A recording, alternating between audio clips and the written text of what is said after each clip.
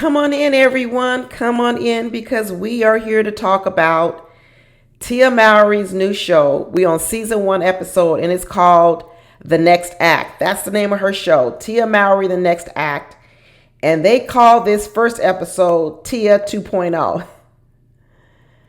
Y'all, did y'all watch it or are you just here watching my review? Either way, I'm glad y'all here. I'm glad y'all here to talk about this. So don't forget to like the video. Don't forget to subscribe.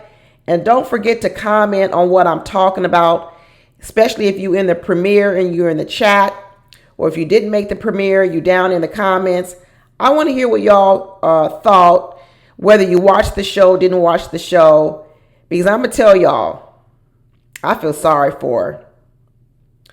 I feel sorry for Tia. Tia's lost, y'all. She's confused and she's lost. And I don't wish nothing bad on her. I know a lot of people are upset with her from divorcing her husband. I don't think it was a good idea because I don't think he's the problem. I said that on my first video. If y'all haven't watched the earlier video I did on Tia, I don't think that the husband was the problem. Now, could he have some problem ways? Absolutely. But what man don't? What man ain't got some problem ways? And shoot, what woman ain't got some problem ways? Let's not be hypocritical out here. But the reason why I feel sorry for Tia, you know how I felt when I was watching this show? You ever been sick or you ever had a friend sick or a loved one sick and they're sick? And so they go to the doctor and the doctors don't know what's wrong with them. They don't know what's wrong with them. Nobody can figure out. I don't know why you feeling that way. I don't know why this is happening to you. The doctors is running tests. You're going from hospital to hospital, doctor to doctor. Nobody knows what's wrong with you. And the doctors be coming up with all these prescriptions. Things you need. Okay, we're going to do this first. I think this is what's wrong with you. You got whatever. We're going to do a surgery. We're going to do this. You got to go through all these surgeries. You got to go through all these, they got you on pills. They got you doing all kind of stuff. And then you go through all that. And then you're thinking, okay, I'm going to get better. And then next thing you know, you're not better. And you're like, what's wrong? I did all the stuff the doctor told me to do and I'm still not better. And they go, well, we thought that was the problem, but we come to find out that may be a part of it, but it's not the main thing. So they never really fix the real issue with you. So you're on medication for a long time, but the problem itself never goes away. You're constantly having surgeries, but the pain never goes away. That's Tia, y'all. And that's what made me sad. Tia over here walking away from marriages of, I don't know how long, 14 years, knowing the man for 22. She's breaking up with her twin sister that she's known from birth. And when you ask or when you inquire about what is it that happened, you're expecting some big answer, some answer that would explain why you would throw away 2 of the longest relationships of your life. You threw away your relationship with your twin sister. You threw away your relationship with your husband for 22 years and you still not better? She like that patient that the doctors don't know what's wrong. So I feel sorry for her because when this show started, Tia went on to explain that at the moment she started filming this, she had already been in a year and a half after the divorce. A year and a half, y'all. So think about it. When people are getting divorced, they spend a lot of time contemplating divorce. Okay. Then after they finally make their decision to get a divorce, then they actually have to file for divorce. Then after they file for the divorce, they got to go through the time period it takes to get divorced. So if you think about it, when Tia's telling us she's a year and a half after her divorce, this is really a long time since she even separated from that man, Corey. She probably has been separated from Corey for well over 2 years. And you mean to tell me after 2 years of so-called getting rid of something or someone that you felt was a major contributor in your unhappiness, but yet here you stand 2 years later and you were still crying on the bed? You still crying on the bed. You still doubled over crying on the bed. That's the stage you're at. That's when you know the surgery didn't work. That's when you said, I went through all this and the surgery didn't work. And she talks to us and tells us that her son didn't even want to be on camera. And so he's not really going to be on the show. The only one that's going to be on the show in terms of her children is her cute little daughter, Cairo, who's 6 years old. And Cairo's full of life. She's so happy. She's such a happy child. But when I tell you the part that made me sad when I saw her interacting with her daughter was when she started talking about Cairo feels my energy. And I started thinking to myself, oh no, Tia, please don't make your daughter become now that next person. Because when y'all watched my videos, what I said was Tia needs constant attention. That Tia needs constant people always being there to serve Tia. I thought that was one of the reasons why her marriage, always unhappy, always needing people to pour into her empty cup. I talked about it a lot on my Tia video. And so after a while, when you always have an empty cup and you're always requesting more and more from people, and what people do for you is never enough because you never feel full afterwards. You see, Tia never feels full after anything. Like I said, she has the surgery, but she's still not healed. So then what happens is you keep going back to the doctor and saying, doctor, fix me, fix me. And it's the same thing I imagine she did in her marriage. She kept going back to her husband saying, you need to do this, you need to do that, you need to do this, so that she could feel better. And everything the husband was probably trying to do wasn't making her feel better. And after a while, just like a doctor will sometimes say is, we've tried everything, we don't know what to do for you. We've tried everything. Has that been you? Has that been a friend where you say, girl, what has the doctor said? The doctors don't know. They've tried everything to try to fix me, but they can't fix me. And Tia, I think, puts that responsibility on people in her life. I think she puts it on her sister, and I think she put it on her husband. And after a while, it's draining. It's draining. And I understand that she feels drained too because she's also still suffering through it. But she doesn't understand that it's also draining to the people who are trying to help her. And now that Tia's husband is gone, and now that Tia's sister they aren't as close as she said, I feel like the daughter, when she said, Cairo feels my energy, I'm thinking this energy, the energy you've been walking around for probably 3 years. Like I said, she had to been sad in the marriage. She had to file for divorce. They had to break up, separate. Then they had to file for divorce. And now we're a year and a half later. How long has Tia been in this funk? Later on, we find out it's been a long, long time. A long, long time. And I think she's continually thought it was other people. And what it is she needs to go to a specialist, a functional medicine doctor, who can really get to the root of what her problem is. Because right now, she's treating the symptoms. You see, there's a difference between functional medicine. Sometimes people call it Eastern medicine and Western medicine. A lot of time, Western medicine is accused of treating symptoms. Oh, just let me give you this pill. Just put this cream on top. But it's not treating like, well, what made me get the rash in the first place? Why do I have acid reflux? Why do I have, diarrhea? Don't give me just a pill to make it go away. Let me figure out what's wrong. And I think for so long, Tia has been treating her symptoms and not really what the real issue is.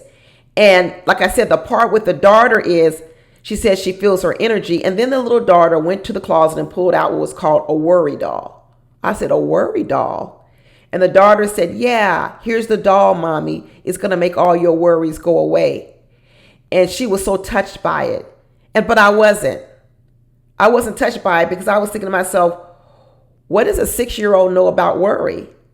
Why would a 6-year-old even know the feeling of worry? She has a loving mother. She has a loving father. She has a roof over her head. She has more than any child could ever want. She's got a full belly. She's got a closet full of clothes. Why would she know anything about worry? Where is she learning this from? And why would she need a worry doll?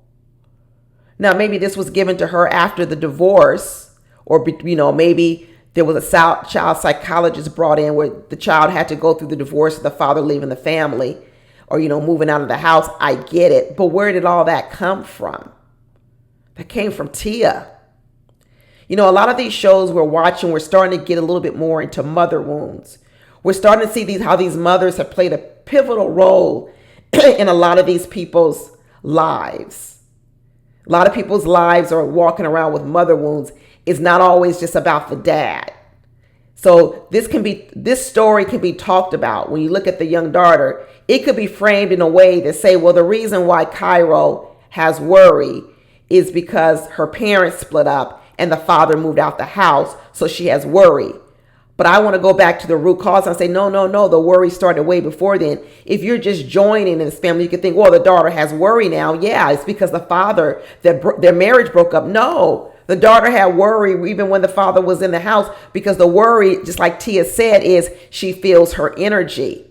And as we know, any timeline for divorce, Tia must have been worried long time ago.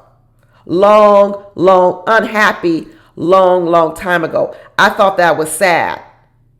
And what you see like these scenarios that Tia's created in her life, but she's still sad about them. Like, I get the part when she was saying that she feels bad because she has to adapt to the part about dropping her child off at her father's house. And then she starts talking about the toughest part about getting divorced is being alone. What are you talking about, Tia? How is the toughest part of your divorce being alone? When you said you felt alone in the marriage.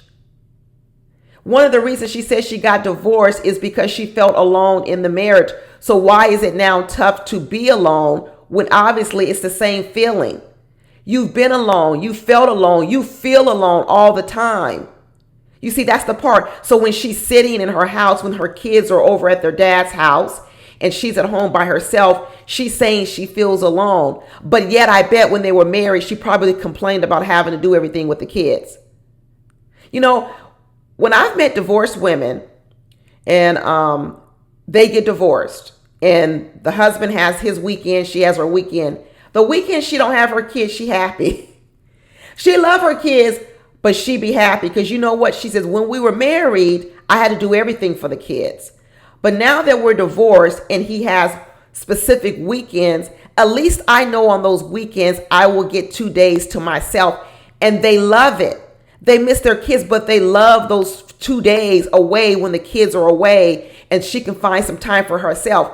But here is Tia, who probably complained about she was doing everything for the kids. Like she said, she's always giving to everybody else, nothing for her. Okay, Tia, I got you. Now you're divorced. Now the kids get shipped off to the daddy's house for the weekend and you sitting in your house talking about how alone you feel. Girl, I thought this was the moment you've been waiting for, to have time for yourself. And now as you sit here, you still sad with a worry doll. The doctors didn't fix it. They didn't find the root cause. She done blown up a whole marriage. She done blown up a whole sisterhood, and she's still not better. I'm not saying that there weren't things she could work on with her sister. Everybody could work on things with their sisters. I'm not saying there are things she couldn't work on with her husband. Everybody could do that too. You see, I think one of the things that led to the sisters breaking up is the sister didn't agree with her divorce. Because I think her sister knows her sister. And I think she knows that Tia is temperamental, or Tia is suffering from a deeper issue. And so I bet when Tia came to her sister Tamera and said, hey, we're going to be breaking up. Corey and I are having problems. I bet her sister tried to talk her out of it. I bet her sister said, why don't you go to counseling? I bet her sister said, well, it's not all Corey, Tia. There's some things about you too that you could change. And I bet Tia wasn't ready to hear any of that. So then what she felt was that her sister wasn't on her side. Tia wants people to tell her what she wants to hear, also do for things what she wants. Not necessarily what's best for her, but just the fact she wants people doting over her. And I bet her sister said, listen, I'm married too. Some of the things you complain about with your husband, girl, we all complain about, because that's the very thing I'm saying. So some of this stuff you talking about, Tia, you kind of need to take care of this on your own. It's not really all about Corey. Are there things he could do? Yes. And I bet her sister, as a married woman, tried to tell her that I think you're contributing too much of your unhappiness to Corey. Too much of it. It's not that he may not contribute to some, but you are attributing too much of it to him. And what I think you should do is not blow up your marriage. I think you should do these other things. And I think in that moment, when her sister probably tried to help her, Tia felt unsupported. Because that can happen sometimes. You ever try to give a person a little bit of truth, and instead what they feel is they feel unsupported? And so what you have to do is you got to learn how to when to push, when to back off. But then after a while, you get tired of it. You get tired of hearing their complaints over and over again because you're like, I don't know when she's going to take a little bit of ownership. And then next thing you know, your whole relationship is built on you really can't say nothing. All you got to do is listen to them. Because you know if you tell them the truth, they're going to be mad at you. They're going to feel unsupported. They're going to tell you that, oh, you're not really supporting me. So you back off. And then you start to say, well, she always complaining. Like the little girl said, here's a worry doll for you because you always full of worry. And after a while, what does your relationship become? Your relationship becomes walking on eggshells with this person because they never get out of their funk. It's like I said, it's like a sick person. They never got healed. You never know a person who's been sick for 5-6 years. The doctors don't know what's wrong with them. So you kind of have to interact with them always according to that illness because they're still sick. They are still sick. There are things you may want to do with them, but you can't because they still don't know what the root cause of their problem is. And I suspect that's Tia. Tia been sick a long time, y'all. A long, long time. And the surgery she had by extracting out, like a surgeon said, we're going to go in here and we just going to cut it out. We're going to cut that whatever out of you, part of your stomach, part of everything. We just going to go in and cut it out because right now we don't know why it's acting bad, but we're going to cut it out of you, have this surgery, and then hopefully you're going to be better. And Tia went over here and cut out a sister and a whole husband. And she not know better. Y'all, she sat on this show for this whole hour crying. We 2 years past the divorce, crying. Then when she dropped her sister off at the father's house, she says, I just can't shake this mood. She calls a friend. I can't shake this mood. See, that's what I'm saying. She don't have no real control over her mental state. She probably might need to be on a little bit of medication. I'm telling you, I think she's suffering from depression. She needs to be on medication. She can't shake the mood. She dropped her daughter off. She can't shake the mood. So she calls a friend and her friend says, well, where are you going? She says, I'm about to go on set because I guess she's going to be in a, on set in a movie or whatever she's doing. But she says she just don't want to be alone. Girl, you just said you never have no alone time. You don't know how to take care of yourself. Now you about to go on set. You supposed to be in your trailer getting ready. But now you need another person to come sit with you then. Tia can't be alone because she can't be alone with them thoughts. And she needs people to constantly be distracting her and telling her what to do. She might need to go to a doctor, a psychiatrist, and look at something that can help her alter her mood. Because I'm telling you, Tia is severely depressed, and I don't think it has nothing to do with Corey, and it don't have nothing to do with that sister. Now, could they have been giving her problems? Yes, but this comes after years and years of them trying to help her. She may be going to a therapist. She needs to go to someone who can prescribe her some medication. She is in years-long depression. Years-long depression. And then she's all upset over some little scene that went viral when she was hugging Corey at some red carpet event. And she was like, then she's turned, what, y'all? She said she became obsessed with what people think, what people say. Well, we know that. I already told people I had to stop following her on Instagram because you could tell she was hungry for the camera. She was hungry for approval. She was hungry for it. And what she was saying, she became obsessed with people thought and what people were saying. I can imagine it once again. It's her mind that's all twisted up. It's all twisted up. But then what she does is she says it's other people who make her mind twisted. Nah, Tia, you need to go get some medical help where someone might need to prescribe to you some medicine that can help you get out of whatever mental state that you're in. Ain't nothing wrong with it. Nothing is wrong with it. When she had that little viral moment on the red carpet where they're talking about an awkward hug, you know what she said? You know how she framed the whole thing? She said, yeah, it wasn't really an awkward moment, but I was used to being on the red carpet and going to that event, but Corey wasn't used to it. Here go Tia in her elevation. Corey wasn't used to going to those events. So what? Corey wasn't used to going to that event. He'd been on a red carpet before. He's an actor. He knows what it's like. So then what she said was, yeah, so then what I did was I did what I normally do. I hugged him because I didn't want him to feel uncomfortable. Girl, you was the one uncomfortable. Just like you said, you're obsessed with what people say and what people are thinking.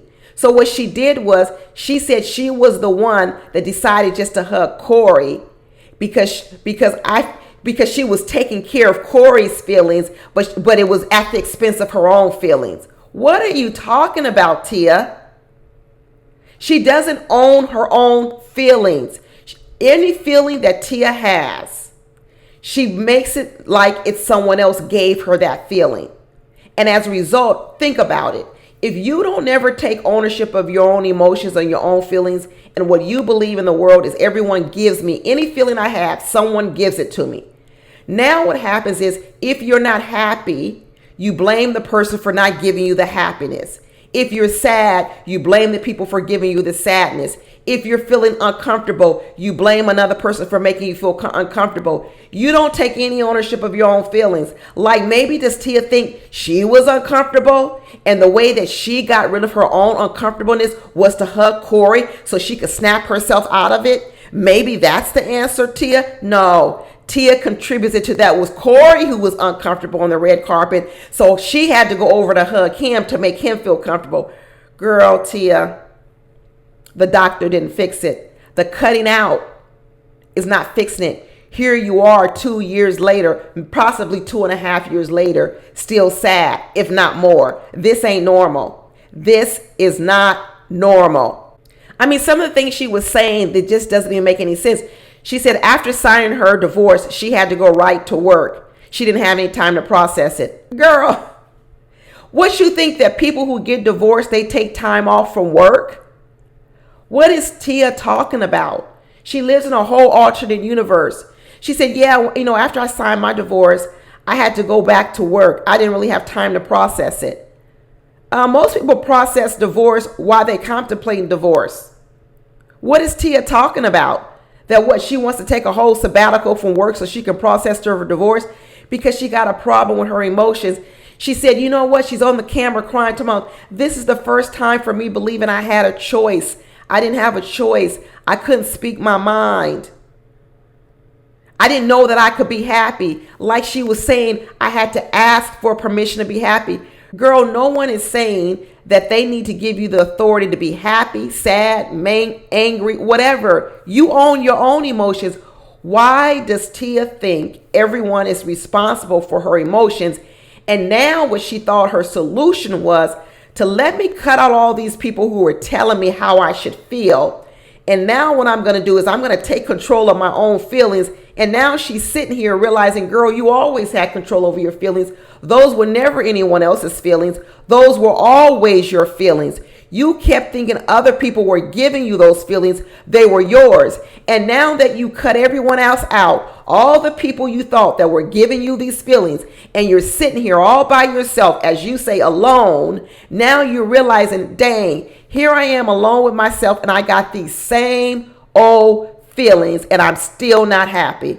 I feel sorry for her, y'all. I really feel sorry for her. Her friends say they tired of seeing her down in the dumps and the gloomy. They decide they're going to throw her a whole healing party. A healing party. Over 2 years after the divorce, they decide they're going to throw her a healing party because what they say is, girl, you ain't healed yet. You not healed from this divorce. It's 2 years and counting and more, and you still not in a better place. Now, I'm not saying you got to be all the way healed, but you should not be doubled up in your bedroom, sitting in the dark, crying after 2 years. No. This ain't normal. This is not normal. So they throw her a healing party. And I didn't know that Corey was younger than Tia. Corey is 2 years younger than Tia. Tia's older than him by 2 years. I didn't know that. So she was talking about how they met when she was 18 years old. Or no, she was 20 years old, which means Corey was 18 years old. And then she lost her virginity at 25 because the only person she knows is Corey. She never dated. She never did anything. And now they're talking about, well, what kind of guy do you want now, Tia? What kind of guy do you want now? And she starts to describe someone who sounds completely different than Corey. She says she wants a guy with edge. And as we know, Corey's kind of he seems more like a straight-laced guy. And she says she wants a guy with a whole lot of tattoos. I don't know. Does Corey have a whole lot of tattoos? I've never really seen any, but that don't mean he ain't got them covered up. But he don't have a lot of visible ones, or he keeps them. She says she wants someone that's funny with a sense of humor. He's more of a serious type of guy. And she wants a guy that knows how to have a good time. It's almost as if these were the things she probably complained about with Corey.